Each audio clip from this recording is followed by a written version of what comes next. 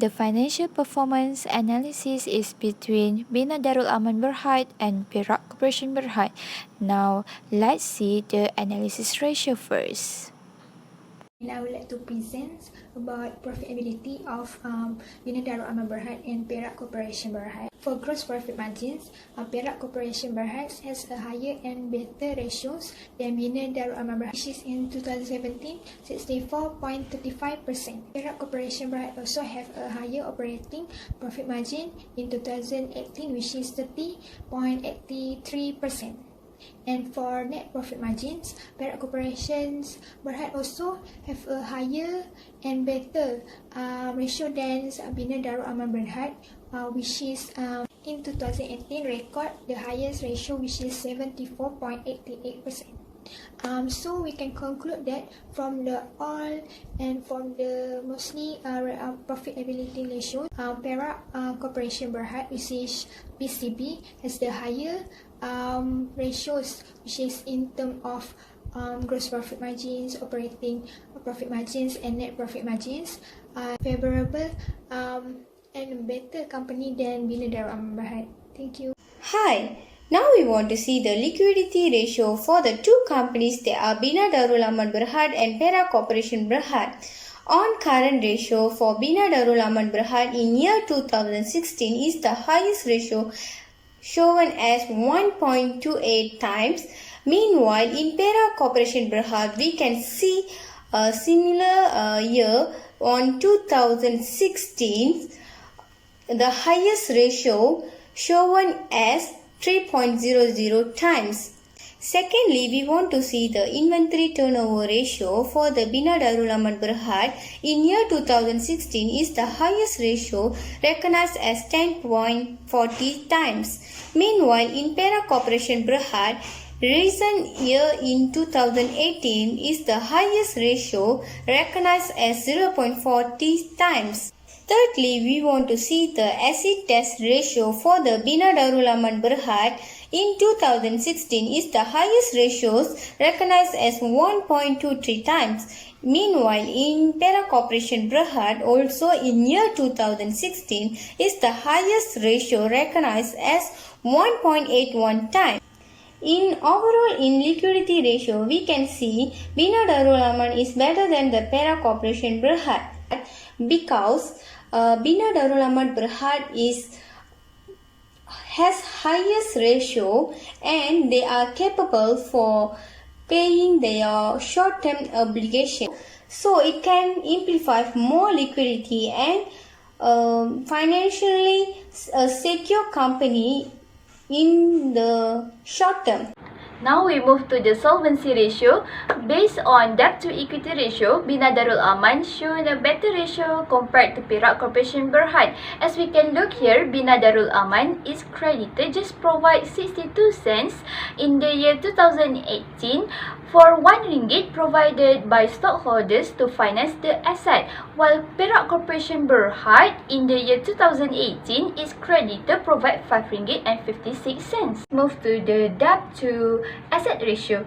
Based on that ratio, Bina Darul Aman also shown a better ratio compared to Perak Corporation Berhad.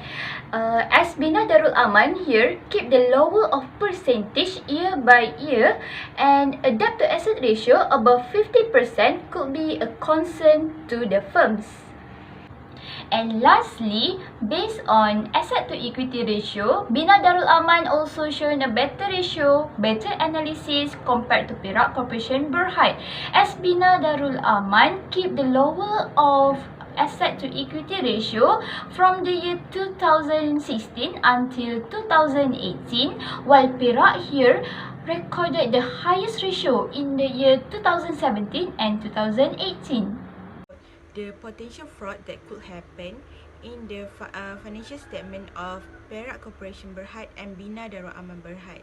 So as we know, we are analyzing from two financial statement, which is from Perak Corporation Berhad and Bina Darul Aman Berhad.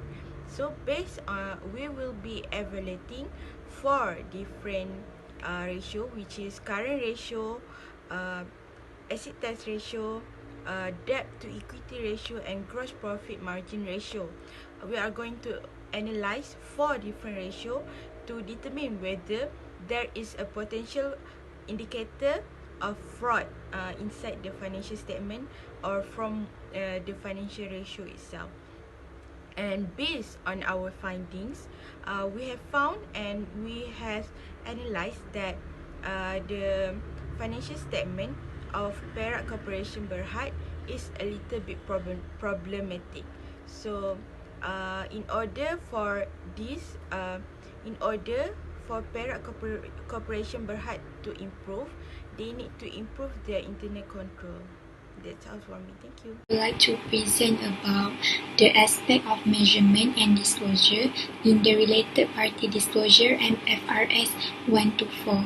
For this financial statement, parties are considered to be related to the group or the company if the group or the company has the ability, directly or indirectly, to control the party or exercise significant influence over the party in making financial and operating decisions, or vice versa, or where the group or the company and the party are subject to common control or common significant influence. As for Bina Darul Aman Berhad, in year 2018, one of the related party transaction, which is related party subsidiary of Ultimate Holding Company,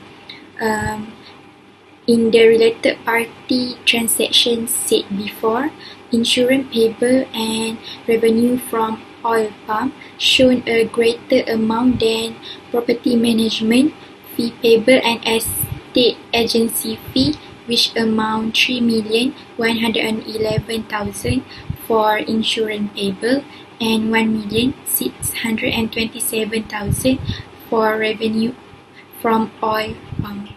As for Perak Corporation Berhad, subsidiary is one of the significant related party transaction, which is set of debts which amount 18,508,421,000 and interest income which amount 11,179,934, shown a greater amount than advance paid, advance received, interest expense, and rental received. In conclusion, the disclosure is important for both company, Bina Darul Aman Berhad and Perak Corporation Berhad.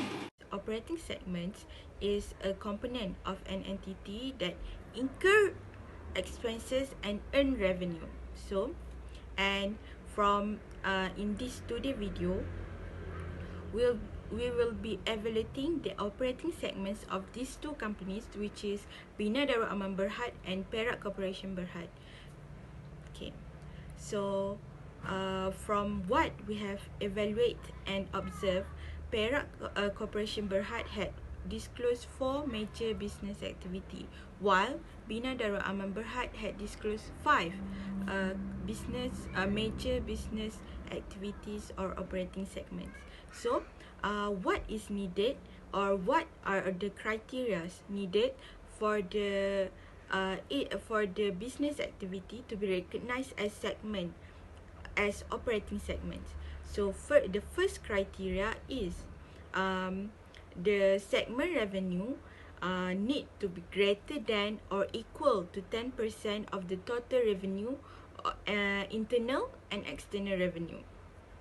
And then, or the segment result is greater than or equal to 10% of a greater total profits of all segments in profit and total losses of all segments in loss. So there are many criteria from which the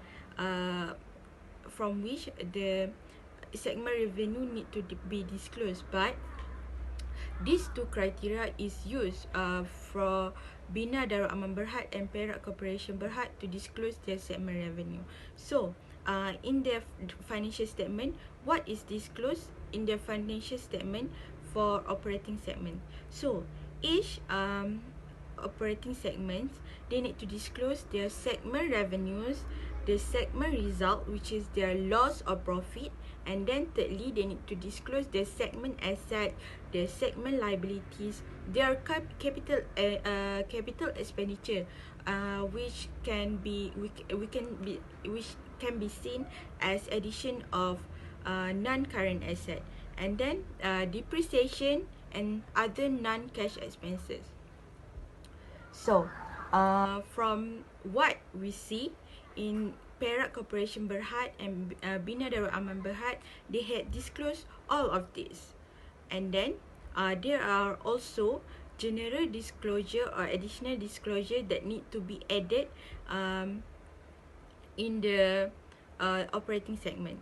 So the in the general disclosure, the operating segments need to be identified, and they need to disclose what are their services and product, and then they need to disclose what who are their major customer, and fourthly, they need to disclose their major their geographical information. So for Bina Darul Aman Berhad and Perak Corporation Berhad, they had disclosed most of it, but they did not disclose their geographical information, as their business mainly focused in Malaysia.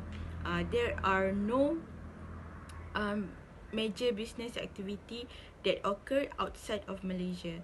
And for Perak Corporation Berhad, they did not disclose their major customer, which Bina Darul Aman had disclosed.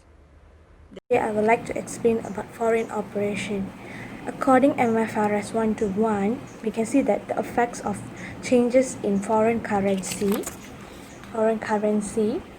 rate requires an entity to record a foreign currency transaction on initial recognition in its functional currency by applying to the foreign currency amount to spot exchange rate between functional currency and the foreign currency at the date of transaction. For this analysis, we had chosen Bina Darul Aman Berhad and Perak Corporation Berhad. In Bina Darul Aman Berhad, we can see that there is no sign of using foreign currency. They are mostly use their functional currency operations, that is RM Ringgit Malaysia. So there is one statement that stated that if there is any foreign exchange operation, it will be amended and it will be effective on the beginning of 2018 or in the end of 2018. Next, we will go to Perak Corporation Berhad. They had foreign currency, but they had changed to functional currency. For the evidence in annual report 2017, we can see that there is in notes 9, there is in loss or profit before tax. That is realized foreign exchange loss. They had already changed to the functional currency. That we don't know that which country currency that they had done their transaction. In conclusion, we can say that both companies are using their functional currency, that is RM Ringgit Malaysia, for their annual report statements. Thank you.